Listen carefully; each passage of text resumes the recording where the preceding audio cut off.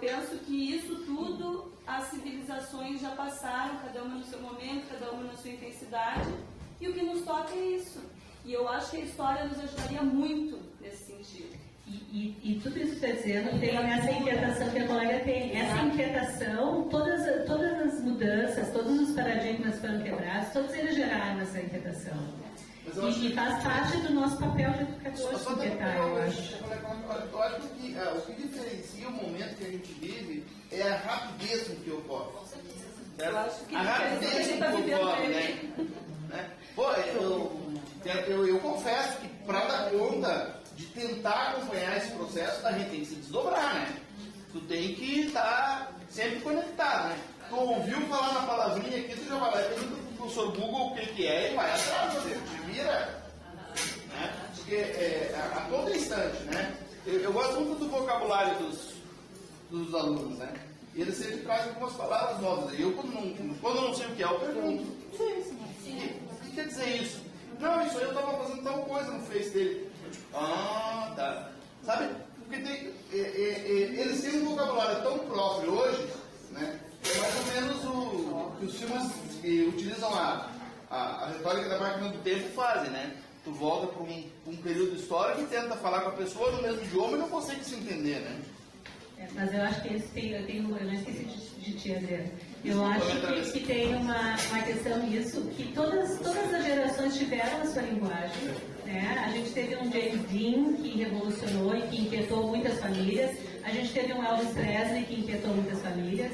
A gente teve os Beatles. A gente teve tanta coisa. Essas são as coisas que eu posso dizer que eu me lembro, né? Muito mais coisa deve ter inquietado as pessoas e professores. Shakespeare também, né?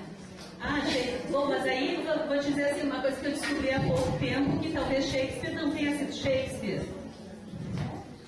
Acabaram com todo o meu amor por Shakespeare, que talvez tenha sido um cara, era um bode expiatório, né? E provavelmente foi. Provavelmente foi. Adriano. Agora não seja o Adriano. Antes, seguidamente, bastante próximo dele, eu queria dizer que eu vejo assim, a gente está aqui felizes de estarmos aqui, porque algumas coisas são inevitáveis e nós estamos tentando nos preparar da melhor forma para encarar esse inevitável. E eu tenho dito isso algumas vezes, não adianta, é inevitável. Alguns estrebucham e esperneiam, mas é inevitável. Não tem o que fazer. Eu não concordo com uma opção de coisa, mas é inevitável. E aí, quando aquela colega ali atrás do Antônio falou, eu me senti contemplado, porque eu compartilho em gênero, grau e número a inquietação dela. E acho que essa é uma coisa muito complexa, muito complicada. Mas ela, Cristina acabou de falar também, que parece que não tem o que fazer quanto a isso. Então, como aquela piadinha infame, né, já que é inevitável. Então, vou achar um jeito de aproveitar e transformar uma experiência agradável, né?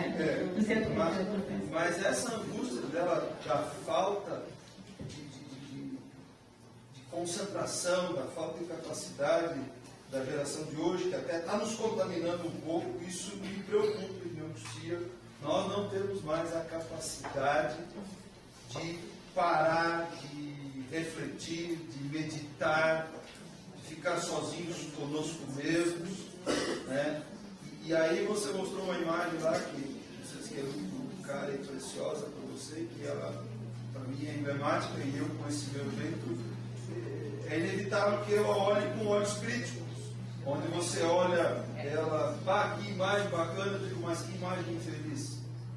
Eu pensei a mesma coisa. Aquela família que está lá, não sei se tinha duas crianças pequenas e outro, se ele era pai ou era irmão mais velho, não sei, mas, pô, e aí a gente está falando que eu conheci lá no clube, aliás, eu conheci na Rádio de novo depois do clube, ela estava incorporando isso aqui ao lado, quer dizer. Então aí ela estava ocupando alguma coisa no celular, e tem aquela charge que está nas redes sociais, que o pessoal marcou um encontro, né? Está todo mundo na pizzaria lá, está em 7, 8, está todo mundo no celular, mas estão junto para quê, cara? Está todo mundo navegando no celular. Então, aquela família que você mostrou ali, ao mesmo tempo que isso é fantástico, porque essa geração digital, eles não sabem mais viver sem aquilo, não sabem mais sentar e tomar um chimarrão e conversar. Sabe. Se tu entrar no Facebook do Eduardo Darim hoje, tu vai encontrar uma foto dos 3 montando um terrário. E aí ele disse que como ela não queria saber nem da minhoca e nem da terra, ela se encarregou de tirar as fotos. Então eu acho que são momentos das famílias que tem o momento de botar a mão na terra, tem o momento de tirar chimarrão, de tomar chimarrão, tem o momento de sentar, relaxar e cada é um livro que eles têm. Eles estão os 3 ao mesmo tempo fazendo uma leitura, que é uma leitura digital. Então, se isso fosse uma coisa constante, 24 horas por dia, 7 dias por semana, eu estaria também preocupada. Escolha essa imagem porque eu conheço a família, convivo com eles. E sei que tem muitas famílias assim. Talvez eu tenha errado em falar da família que eu conheço, eu falei só porque a imagem está aí. Mas acho que ela é emblemática de muita gente que não é assim, que tem um momento para tudo. As pessoas estão se viciando demais nesse negócio, estão só online, estão só na coisa digital. Eu me preocupo com isso. Mas tudo que é demais é para a gente se preocupar, e aí eu concordo contigo. Acho que a gente faz um pouco de tudo. Eu, como professora de inglês, eu faço uma metáfora com o meu aluno da questão do dicionário e da tradução. Eu digo para eles que a tradução e o dicionário é o sal que eles usam na comida deles. Eu acho que o uso da tecnologia também pode ser comparado com o sal. Eu não vou despejar um saleiro na minha salada de hoje ao meio-dia. Eu não vou ficar 24 horas por dia conectada sem conviver com as minhas pessoas, sem ir lá na casa da Débora tomar um chimarrão com ela e com a Bruna. E que elas vão desligar as máquinas dela, ou nós vamos ficar as 3 juntas, conectadas nas máquinas, tomando chimarrão, comendo pipoca, que acontece também. Eu acho que alguns espaços se diferenciaram com o uso da tecnologia, algumas relações se diferenciaram, e quando eu digo que a gente não tem como mudar, porque essa é a evolução da civilização. Eu não posso involuir, eu não posso deletar o que está aí. Eu não tenho esse poder, é inevitável. A Luciene queria falar alguma coisa sobre a questão de leitura, né? Eu só queria ressaltar, antes de terminar, a gente tem gente impaciente, que eu acho que a gente deve, sim, como a prof de português falou, em alguns momentos tentar resgatar isso. Porque a gente sabe, se o aluno consegue ficar concentrado na frente do telefone celular, do computador, ele também vai conseguir ficar na frente de um texto. E a gente deve desenvolver essa habilidade usando uma linguagem mais comum. E é importante. Agora, ressaltando também aquela imagem, eu me imaginei, porque a gente ficava muito com os filhos, a gente ficava lendo, assim, cada um com um livro. Não é muito diferente. Agora a gente fica... em casa não tinha muito livro proibido, mas tudo bem. E ainda não sou ainda desse.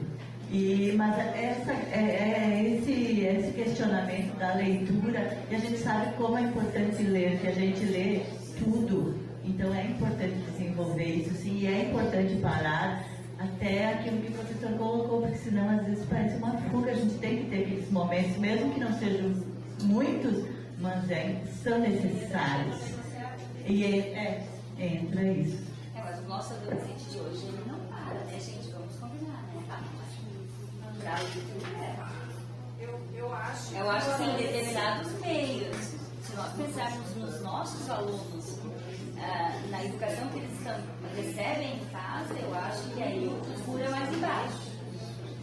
Eu acho que na minha casa, por exemplo, na casa da colega, porque você policia, você compra o livro, você negocia, agora é hora da leitura, depois você vai funcionar. Agora, em muitos meios, tem funcionado só a tecnologia. Eu penso que esses adolescentes, assim, que eles já têm o seu interesse direcionado. Ele pode ser que ele não se concentre para ler o texto que a gente quer que ele leia, mas ele vai ler o texto do interesse dele e ele vai compreender a gente. Porque eu trabalhei com ciências também, e nossa, como era difícil eles lerem aquelas coisas de velocidade, de tempo, de massa, de coisa, e ele vinha para mim e ele me explicava direito como é que era aquele texto de jogos. Então ele tinha a compreensão daquilo que era de interesse dele, não daquilo que a gente quer que ele leia. Eu estava dizendo para você que são várias coisas que eu estava pensando a gente lê o que a gente gosta, às vezes quando a gente fala dos livros proibidos, né, eu lembro assim, eu escondi embaixo da cama o filme do Prado Amaro para poder ler, porque eu li muito antes da idade que as pessoas recomendavam na nossa geração. Mas quando era proibido era muito melhor. E todo Jorge Amado, eu tinha 15 anos, eu estava lendo o Padre Amaro, Jorge Amado, Madame Bovary, leituras bem reclamas para um adolescente. Mas eu acho que eu conheço todos os adolescentes errados, então. Eu já fiz esse teste com adolescentes de várias situações econômicas, que a gente vai pensar assim, porque a classe média tem um pouco mais de poder aquisitivo e isso acontece. Mas peguem uma mochila e peçam o que tem dentro da mochila. Vai ter um desodorante, se for menino, eles andam com desodorante dentro da mochila sempre. As meninas com a escova de dente, a pasta de dente, né? Um batom. Vai ter algum tipo de celular, algum tipo de jogo e vai ter uma leitura. Né? Eu já fiz esse teste com adolescentes fiz com a gurizada lá em Montinha. Não eram os livros que eu imaginaria que eles estariam lendo, mas eles tinham os livros do Guaribê, né? Escritos em japonês, eles estavam lendo em japonês, correto. Então, isso é uma coisa que eu não entendo, e a minha pesquisa de mestrado foi isso, assim, os alunos que chegam na aula de inglês falando inglês e tu pergunta onde é que tu aprendeu?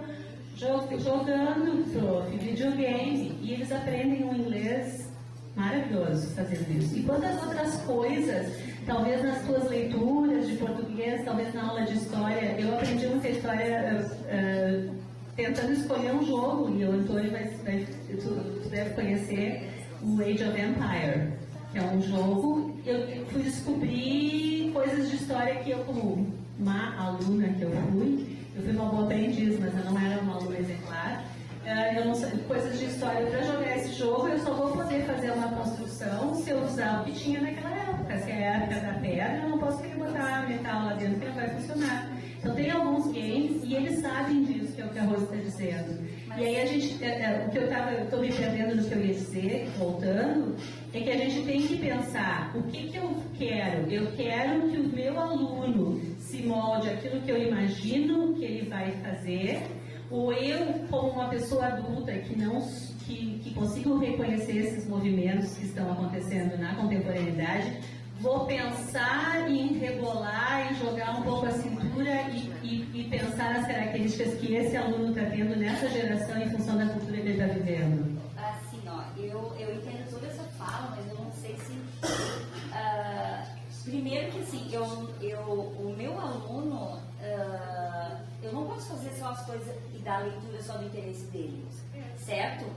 Há um tempo atrás, por exemplo, chegou uma proposta na escola e diretamente eu fui cobrada que eu tenho que trabalhar aquele tema. Eu tenho que levar os textos daquele tema, né? E eu fiz outras coisas. Eu fiz lá um Face só para isso, para colocar questionamentos sobre esse e eles responderem e tal. Então, assim, na vida prática, eles não vão fazer só o que eles querem, lerem só o que eles querem.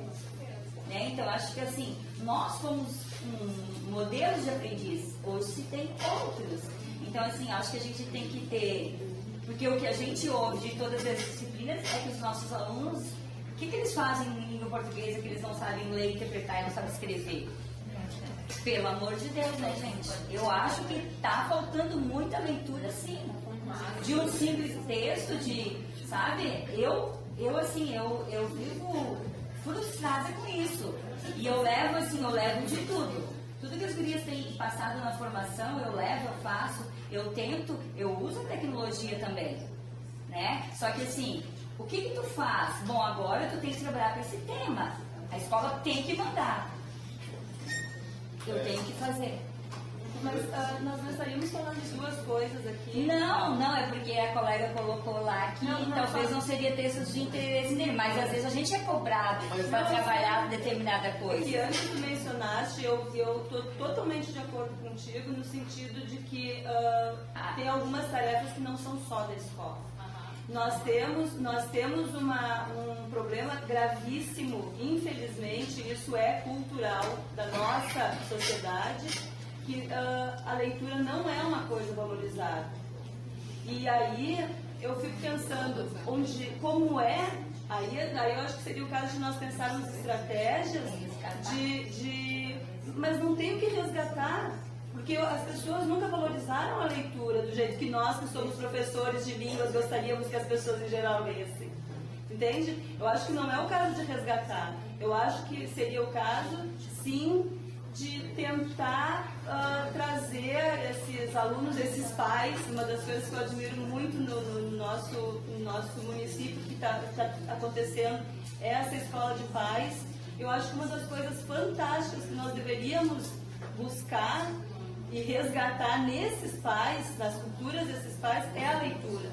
Dentro de casa, com os seus filhos. Porque nós temos casos, por exemplo, como na Coreia, o sistema educacional não mudou até que os pais entraram na ação.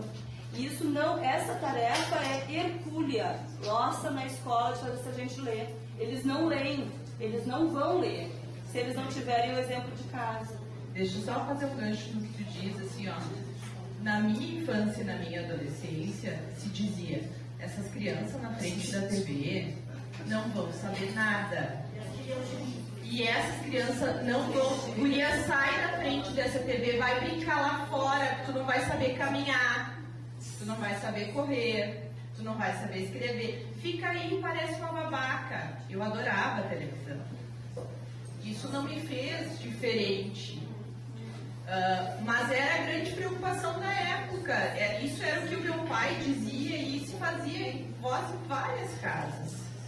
Em função de que ela cuidava das crianças, era a televisão. E hoje é a questão do computador.